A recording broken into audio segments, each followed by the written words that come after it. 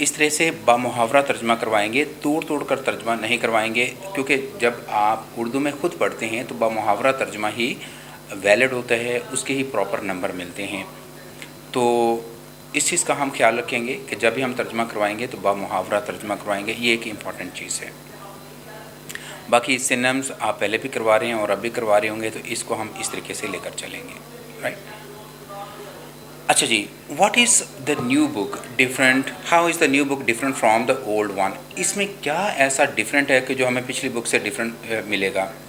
The current Punjab text book is entirely different the old ones with respect to teaching. उसमें teaching कुछ और थी, just translation करवाते थे, सिनम करवाते थे और बस बात ख़त्म, ठीक है। लेकिन ये इंटायरली डिफरेंट है। इसके अंदर हमें क्या कुछ करवाना होगा? First, there are comprehension based questions that demand critical and logical thinking. अब क्रिटिकल और लॉजिकल थिंकिंग से क्या मुराद है? रिस्पेक्टिवली 3 तरह के क्वेश्चंस होते हैं। Number 1 understanding, number 2 knowledge, number 3 application. Understanding से मुराद ये होता है कि how much have you understood the topic, एक टॉपिक को आपने कितना समझा। फेडरल बोर्ड की अगर मैं बात करूं तो 50% क्वेश्चन अंडरस्टैंडिंग के आते हैं, राइट।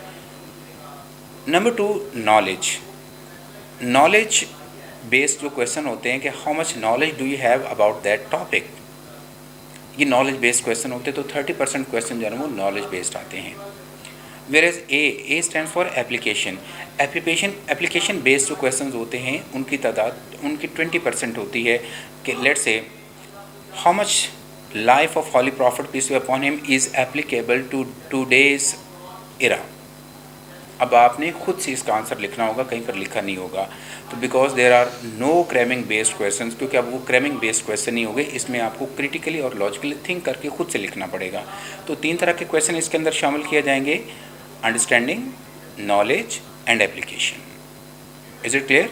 इससे हम कह रहे हैं कि critical and logical thinking based questions कहेंगे। ऑलराइट जी, थर्ड वन है जी second, these questions demand intensive reading and understanding. अगर आपने कॉन्सेप्ट्स अच्छे से गेन कर लिया, अगर आपने थॉरली उस लेसन को पढ़ा, अगर आपने अच्छे तरीके से उस लेसन को पढ़ा है, तो फिर जाकर आप उसके आंसर दे पाएंगे। वो लाइंस आपको याद होनी चाहिए ताकि आप अच्छे से अंडरस्टैंड करके उस क्वेश्चन का आंसर कर पाएँ। जी third, each lesson is a source book, right. Federal board में, केपीके बोर्ड में, ऑलमोस्ट इवन के मीरपुर बोर्ड के अंदर भी ऐसा होता है कि ये जो सिलेबस न्यू बुक्स है ना, ये सोर्स बुक के तौर पे आते। लाजमी नहीं है कि इन्हीं बुक्स में से मटेरियल लिया जाए। आपको कोई भी पैसेज दिया जा सकता है और उस पैसेज के ऊपर आपसे क्वेश्चन किए जा सकते हैं।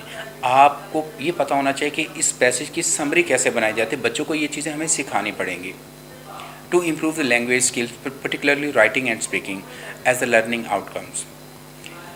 पहले ये होता था पंजाब बोर्ड की बुक्स के अंदर कि जो पढ़ाया था उसी में से क्वेश्चन आने, बुक से बाहर कुछ भी नहीं आता। फेडरल बोर्ड में, मीरपुर बोर्ड में, या मतलब अब केपीके बोर्ड के अंदर ऐसे होता है कि books as a source material के तौर पे दी जाती हैं ताकि बच्चों को उसमें से कुछ सिखाया जा सके। उस मटेरियल से रेलेवेंट जो है ना वो क्वेश्चंस दिए जाते हैं, राइट। तो असल जो ये सोर्स बुक है, मतलब ये नहीं है कि इसी में से पेपर इस तरह का पेपर बन के आएगा, और आपको ये क्लियर होना चाहिए कि पेपर इस तरह का होना चाहिए। जनरल नेचर का पेपर होता है, आपको बच्चों को स्किल सिखानी होती है, ना कि क्रैम करवाना है हमें। ये सबसे इम्पॉर्टेंट चीज़ है कि all these books are a source book. अच्छा जी, fourth, exercise of each lesson is based on practical approach. जब हम बच्चों को जेरेंड सिखा रहे होंगे तो उसके बाद उसकी प्रैक्टिस भी करवा रहे होंगे। जब हम इन्फिनेटिव सिखा रहे होंगे उसके बाद उसकी वो प्रैक्टिस भी करवा रहे होंगे। अगर हम बच्चों को फ्रेजेस पढ़ा रहे हैं तो बाद में उनकी फ्रेजेस की प्रैक्टिस भी करवा रहे होंगे और बच्चों को आइडेंटिफाई करवा रहे होंगे कि ये फ्रेज़ कौन सी बनती है। Fifth, the new book has approach to teach synonyms और denotative and connotative meaning of words. हमें सिनोनिम्स के साथ साथ उसके डेनोटेटिव और कॉनोटेटिव मीनिंग भी हमें बच्चों को क्लैरिफाई करने होंगे। The infinite meanings of each word, identification and function of parts of speech, formation of words. Identification उसकी बतानी पड़ेगी कि ये एज ए नाउन है, एज एन एडजेक्टिव यूज़ किया जा रहा है। Function of parts of speech के इसका फंक्शन क्या है, मतलब कि एज ए नाउन फंक्शन कर रहा है। एज एडजेक्टिव फंक्शन कर रहा है, तो ये सारी की सारी चीज़ें हमें बताना पड़ेंगी। फॉर्मेशन ऑफ वर्ड्स, यानी कि ये वर्ड्स गिवन होंगे, आप उनकी फॉर्मेशन करेंगे। लेट्स से अगर आपके पास डिनाई है, इसका एडजेक्टिव बनाएंगे तो आप कहेंगे डिनायल इसका वर्ड बनता है। तो इस तरह से खुद से भी बच्चों को ये वर्ड्स चेंज करना आने चाहिए। Words are learning items that are absent in the old book. ये पुरानी बुक के अंदर ये चीज़ें नहीं थी, लेकिन अब न्यू बुक के अंदर ये सारी चीज़ें ऐड ऑन कर दी गई हैं। और जी, comparison between the new PTB text book and federal board, KPK and AJK books. अगर इन सारी बुक्स का कंपैरिजन किया जाए तो dear colleagues, there is no difference between the new PTB text book, federal board book, KPK book board और उसके बाद एजेके बोर्ड। इन सारे बोर्ड्स के अंदर अब कोई डिफरेंस नहीं रहा। सबके अंदर जनरल सिलेबस होता है, स्किल्स के ऊपर बात की जाती है, प्रैक्टिकल अप्रोच के ऊपर बात की जाती है और एक जनरल नेचर का पेपर जो है वो दिया जाता है। Regarding pattern, learning outcomes and teaching strategies. Learning outcomes के बच्चों को किस हद तक ये सारी लर्निंग हुई है, उन्होंने किस हद तक सीखा है, उनको देखा जाता है। जबकि टीचिंग स्ट्रेटजीज़ हमारी चेक हो रही होती हैं कि बच्चों को हम सिखा पाए हैं या नहीं सिखा पाए, एक कॉन्सेप्ट बच्चों को इनकलकेट कर पाए या नहीं कर पाए। तो ये सारी चीज़ें भी जो है ना वो आपको बच्चों को सिखाना पड़ेंगे। और जी, what to teach and how to teach, ये अब इम्पॉर्टेंट चीज़ है जी। प्रोज पढ़ाते हुए translation from English to Urdu, बच्चों की बेटर अंडरस्टैंडिंग के लिए, क्योंकि हमारे पंजाब के बच्चे इस लेवल पे नहीं होते कि वो अच्छे से कॉन्सेप्ट्स को ग्रैस्प कर पाएँ, तो हमें उनको ट्रांसलेट भी करवाना होता है और साथ में अंडरस्टैंडिंग भी करवानी होती है और टेंसेस भी बताने होते हैं कि ये किस टेंस में है और क्यों है। सिनोनिम्स और एंटोनिम्स भी बताने होते हैं और सिनोनिम इन कॉन्टेक्स्ट भी कि ये इस कॉन्टेक्स्ट में ये सिनोनिम यूज़ किया जा रहा है तो इसका क्या मतलब होता है। डेनोटेटिव एंड कॉनोटेटिव मीनिंग, स्टेटेड और इम्प्लाइड, ये पहले हम बात कर चुके हैं तो ये भी हमें बताना पड़ेंगे। Identification of parts of speech बतानी पड़ेगी। दरमियान में पूछ लेता है बच्चे से, अच्छा बेटा ये वर्ड अगर हम अंडरलाइन कर लें तो ये पार्ट्स ऑफ स्पीच के लिहाज से क्या बनेगा। इस तरह से हम क्वेश्चन करते हुए बच्चों को इंगेज भी कर सकते हैं। फॉर्मेशन ऑफ वर्ड्स, यानी फॉर्म वर्ब्स टू नाउन, यानी कि वर्ब से जैसे एडवोकेट है तो इसका नाउन बनाएंगे तो एडवोकेसी बन जाएगा। इस तरीके से क्वेश्चन भी दिए जा सकते हैं। How to write summary, summary कैसे लिखनी है, इसकी एक्सरसाइजेज बुक के अंदर भी गिवन है, वहाँ से भी आप देख सकते हैं। और हाउ टू मेक प्रेसी, ये दोनों कंपैरिजन भी गिवन है आखिर पे, अगर आप देखना चाहेंगे तो ये सारी चीज़ें आपके पास गिवन है। Teach thoroughly each exercise of each lesson, हमें एक्सरसाइज मुकम्मल तौर पर करवाना पड़ेगी, ये सबसे इम्पॉर्टेंट काम होगा। अभी लेसन लिमिटेड हो गए, एक्सरसाइजेज लेंथी हो गई हैं, तो हमें एक्सरसाइजेज के ऊपर ज़्यादा जो है वो टाइम खर्च करना पड़ेगा। अच्छा जी, ये इसी बुक का एक मैंने एक्सेप्ट लिया, एक मैंने पेज यहाँ पर सोर्स के तौर पे लिख दिया कि समरी क्या होती है, प्रेसी क्या होती है, इन दोनों के दरमियान कंपैरिजन करके भी आप देख सकते हैं इसका पर्पस क्या होता है। You need to provide brief overview of the main ideas और पॉइंट्स ऑफ द टेक्स्ट, जबकि प्रेसी के अंदर क्या होता है, to present the essential meanings of the text in a condensed form. आपने इसेंशियल मीनिंग्स आपने बताने होते हैं अपने वर्ड्स के अंदर, तो in the author's tone, maintaining the author's tone, के उसकी टोन को भी बरकरार रखना होता है। अब टोन और मोड क्या होता है, टोन जो होती है एक टेक्स्ट को पढ़ने के बाद हम कैसा फील करते हैं वो मूड होता है, और जो जिस अंदाज में टेक्स्ट लिखी जाती है वो उसकी टोन होती है। टोन उसकी कॉमिक हो सकती है, सीरियस हो सकती है, तो ये टोन और मोड में मैंने आपको डिफरेंस भी बता दिया। अच्छा जी, उसके बाद लेंथ जनरली लॉन्गर, समरी ज़रा थोड़ी सी लॉन्गर होती है एज़ कम्पेयर टू प्रेसी, तो ये मोर कंसाइज होती है, अराउंड 1/4 और to 1/5 of the original text होती है। बाकी ये सारी चीज़ें आप बुक से पढ़ लेंगे, आपको पता चल जाएगा कि what's the difference between summary and प्रेसी writing.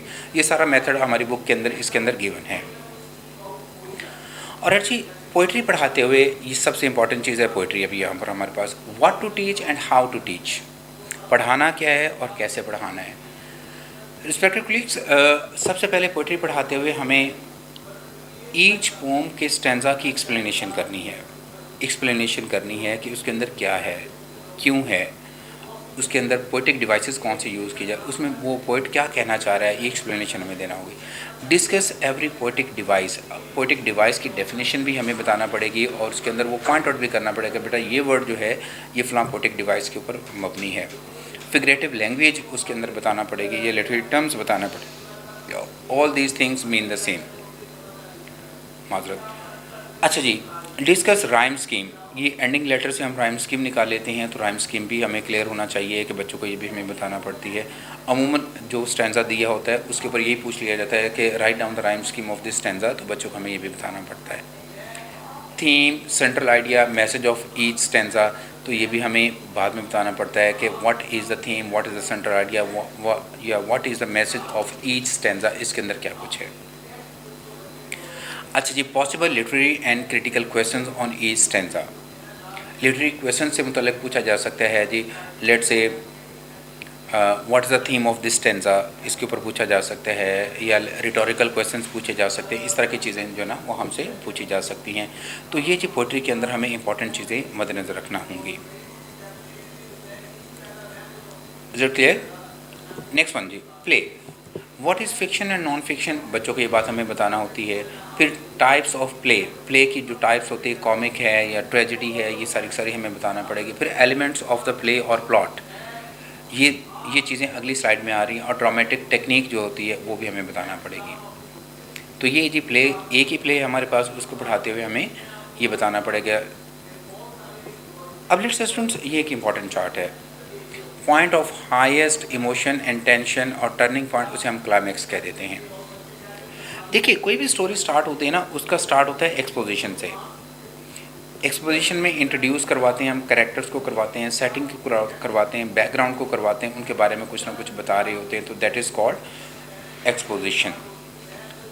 For example, previous syllabus में से अगर मैं कोई स्टोरी ले लेता हूँ, तो शुरू में the package was lying by the front door, ये हमारे पास एक सेंटेंस था। अ क्यूब शेप कार्टन बटन के बारे में बताया जाता है, फिर आर्थर के बारे में बताया जाता है, फिर नॉर्मा के बारे में बताया जाता है, फिर स्टुअर्ट के बारे में बताया जाता है। So all these things were exposition. फिर मिस्टर स्टुअर्ट आता है आर्थर के घर में और आकर बेल देता है और वो उसे एक पैकेज ऑफ़र करता है, ऑफ़र देते हैं, that is the rising action. और उसके बाद जी मोर, और उसके बाद ये फिर हमारे पास वो क्लाइमैक्स आ जाता है कि Norma is in the confusion कि टू प्रेस द बटन और नॉट, कि वो बटन दबाए या ना दबाए, वो क्लाइमैक्स होता है। और फिर आखिर पे हमारे पास फॉलिंग एक्शन आ जाता है। जब वो बटन दबा देती है तो फिर उसके बाद क्या होता है, Arthur is pushed from the platform in front of the train, that is the falling action. And ultimately she receives a phone call, और वहाँ पर मिस्टर स्टुअर्ट उसे कहता है कि my dear lady, do you really think you know your husband. तो जी ये पंच लाइन जो होती है ना, लास्ट लाइन एक पैराग्राफ या लेसन की जो होती है, उसे पंच लाइन कहा जाता है।